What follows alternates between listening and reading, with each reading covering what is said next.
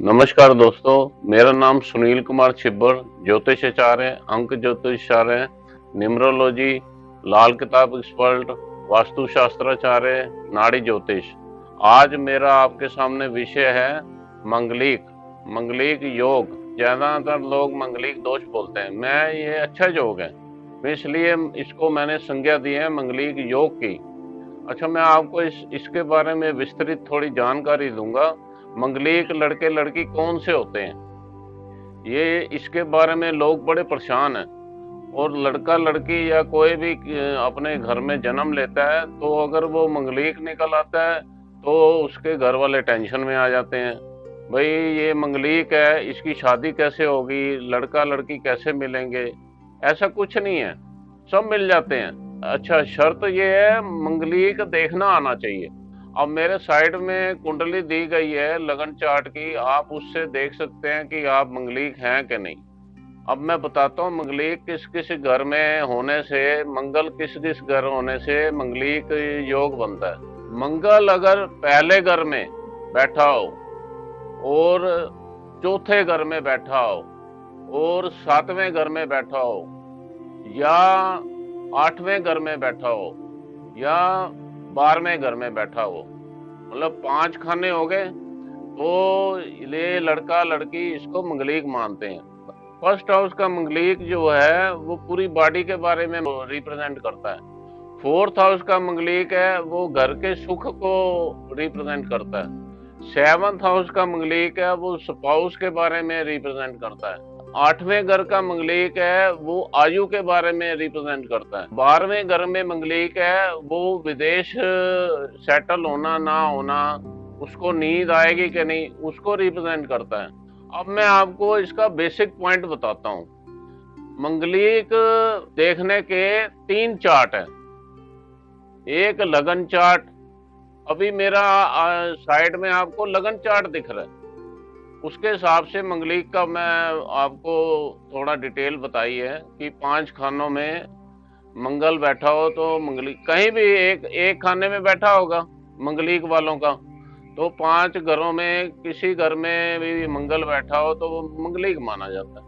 मैं 100% एग्री हूँ, इसमें नो डाउट। अब क्या है कि आपको मैं बताना चाहता हूँ, वीनस चार्ट भी देखा जाता है। आपको मेरी साइड में कुंडली दिख रही होगी, उसका मैंने डिटेल में दिया हुआ है वीनस चार्ट। वीनस चार्ट में भी 5 घरों में मंगल बैठा हो तो उसको भी मंगलिक माना जाता है। ये सेकंड ऑप्शन है। अब इसको कोई एस्ट्रोलॉजर देखता नहीं है ध्यान से, और उसमें अगर वही 1, 4, 7, 8, 12 में मंगलिक बैठा हो वीनस चार्ट के हिसाब से। अब जैसे आपकी कुंडली में कहीं भी वीनस बैठा हुआ है, उसको लगन बना लो। You got my point. उसको आप लगन बना के आपके मंगल को चेक कर लो, मतलब कि बड़ा आसान है, वो भी मंगलिक माना जाएगा। वो ऐसा कुछ नहीं है कि वो मंगलिक नहीं, एक ही चार्ट देख के मंगलिक निर्धारित कर दो। अब एक तीसरा चार्ट है, वो भी आपको ये दिख रहा होगा। तीसरा चार्ट है मून चार्ट, मतलब चंद्रमा का चार्ट। अभी मैंने आपको लगन चार्ट बताया, फिर आपको वीनस शुक्र चार्ट बताया, अब तीसरा ये मून का चार्ट है। इसमें आप भी चेक कर लो, इसके स्टेप वही है।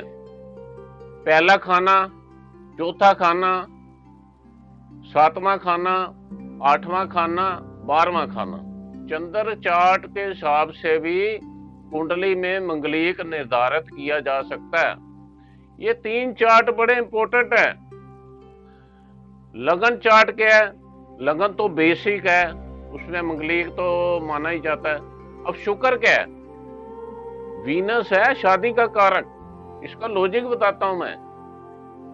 वीनस शादी का कारक है, इसलिए वीनस चार्ट को उसके अंदर देखना पड़ता है मंगलिक है कि नहीं।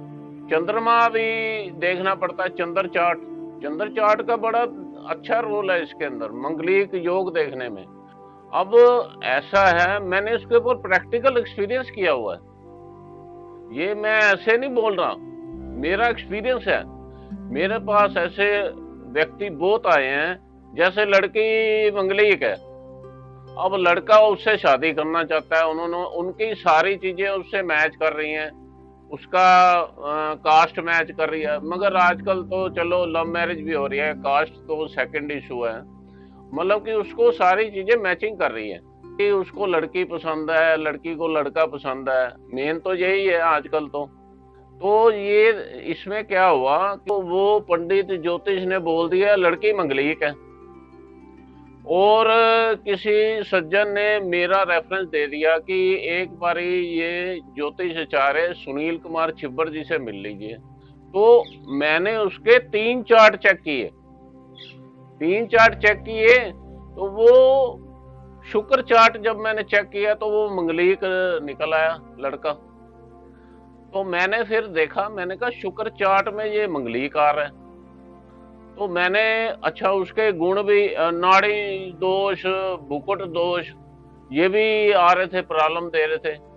मैंने क्या देखा, हॉरोस्कोप में वीनस शुक्र चार्ट में वो मंगलिक आ रहा था, और ये जो भुकुट दोष और नाड़ी दोष का चक्कर था, इसमें मैं इतना बिलीव नहीं करता।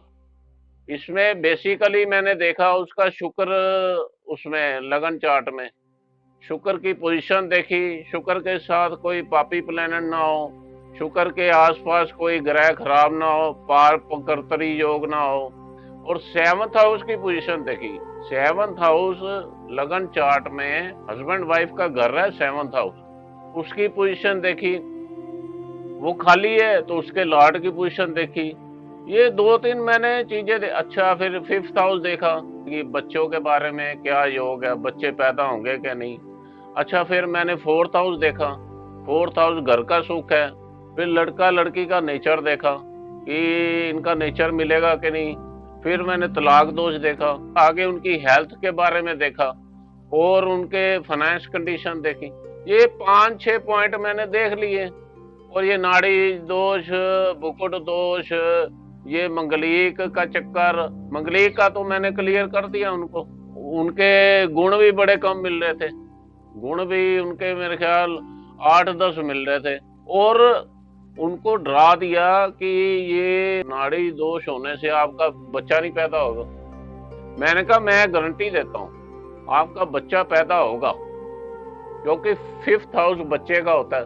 5th हाउस में कोई प्रॉब्लम नहीं थी, 5वें घर में, और ईश्वर की दया से उनका 1 साल में बच्चा पैदा हो गया, और उनकी अभी तो 5 साल मैरिज को हो गए हैं, बड़ी अच्छी निभ रही है।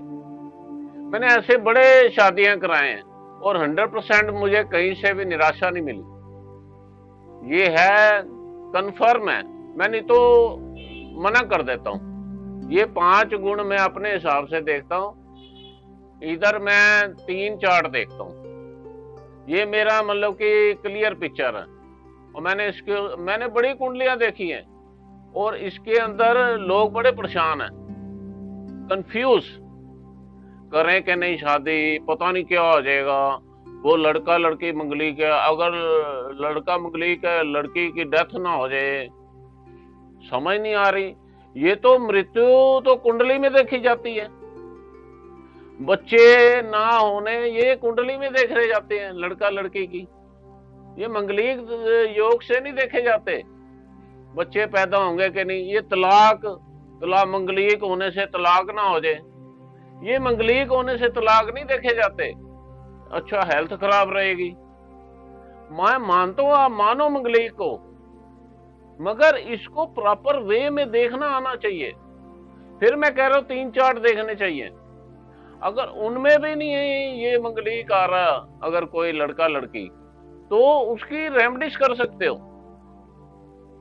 अब कई लव मैरिज करते हैं, तो मेरे पास आए, हमने लव मैरिज करनी है, आप कुंडली देख लो, लड़का मंगलिक है, लड़की मंगलिक नहीं है। अच्छा मैंने लड़की के और इनके 3 चार्ट देखे लड़की के, और 3 चार्टों में वो नहीं आ रहा था, मतलब कि मंगलिक नहीं आ रही थी, और बाकी वो सही आ रहा था।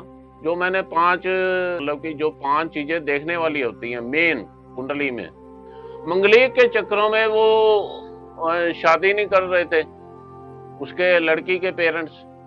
फिर मैंने उनको बोला ये आप रेमडीज कर लीजिए इसकी। अच्छा, रेमडीज मैंने उनको कराई, उन्होंने बात मेरी मान ली, तो रेमडीज के बाद शादी कर ली और वो उनके बच्चे भी हुए हैं, वो तलाक भी नहीं हुआ, हेल्थ भी नहीं खराब हुई, सारे मतलब कि पॉजिटिव पॉइंट आ गए। वो कहते ये क्या हो गया, चमत्कार हो गया। मैं कहा ये ईश्वर की ब्लेसिंग है, आप इसको थोड़ा, फिर उनको मैंने डिटेल में समझाया, उनको मैंने इसके बारे में ज्ञान थोड़ा दिया। अच्छा, मैं उपाय क्या देता हूँ, उपाय में जैसे फर्स्ट हाउस में मंगल है पहले घर में, उसका उपाय अलग है मंगलीक वालों का। चौथे घर का मंगलीक है तो उसका उपाय अलग है। सातवें घर का मंगलीक है तो उसका उपाय अलग है। आठवें घर का मंगलीक है तो उसका भी उपाय अलग है। 12वें घर का मंगलीक। अच्छा, 5 घरों में कहीं भी मंगल बैठा हो और लड़का लड़की में से एक मंगलीक ना निकले 3-4 देखने के बाद भी, तो मैं उसकी रेमेडी दे देता हूँ।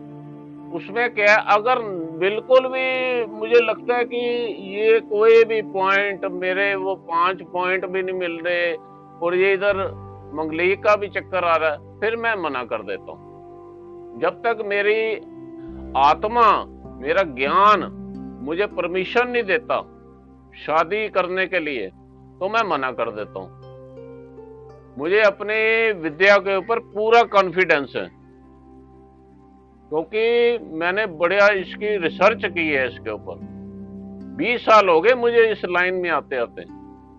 मैं देखो आपकी लाइफ अच्छे तरीके से बीते, उसकी मैं मनोकामना करता हूँ और भगवान से दुआ करता हूँ आपकी मैरिज लाइफ सक्सेस हो। मैरिज लाइफ में क्या चाहिए इंसान को? मैरिज लाइफ में लड़के लड़के की आपस में बननी चाहिए, तलाक ना हो, हेल्थ ठीक रहे, बच्चे पैदा होने चाहिए, आगे परिवार बढ़ना चाहिए, बच्चे स्वस्थ रहने चाहिए, वो आपकी रिस्पेक्ट करें और आपके रिलेशन ठीक रहे, फिजिकल रिलेशन ठीक रहे और आपके फाइनेंस कंडीशन ठीक रहे, हेल्थ ठीक रहे। अच्छा, घर वालों से भी बननी चाहिए, सास ससुर से, देवर से। अच्छा, लड़के की भी लड़की के घर वालों से बननी चाहिए। ये सारा सिस्टम है, इसको चेक करना पड़ता है। माय डियर, मैं आपको गलत राय नहीं दे रहा। ये जो 4-5 पॉइंट है, इसको मैं बड़े तरीके से देखता हूं। अब मेरी बातें आप मेरे ख्याल समझ गए होंगे। अच्छा आया हुआ रिश्ता आप इग्नोर कर जाते हो, आपकी लाइफ पे फिसल जाता है। वो एक चांस होता है, ईश्वर भेजता है, चांस बनाता है, वो चांस आपके हाथ से स्लिप कर जाता है। ये क्या, मतलब कि अधूरे ज्ञान की वजह से। इसलिए मेरी आपसे विनती है, अपनी कुंडली जब भी मैचिंग कराओ, किसी अच्छे ज्योतिष वाले को कराओ जिसका इसके बारे में ज्ञान हो।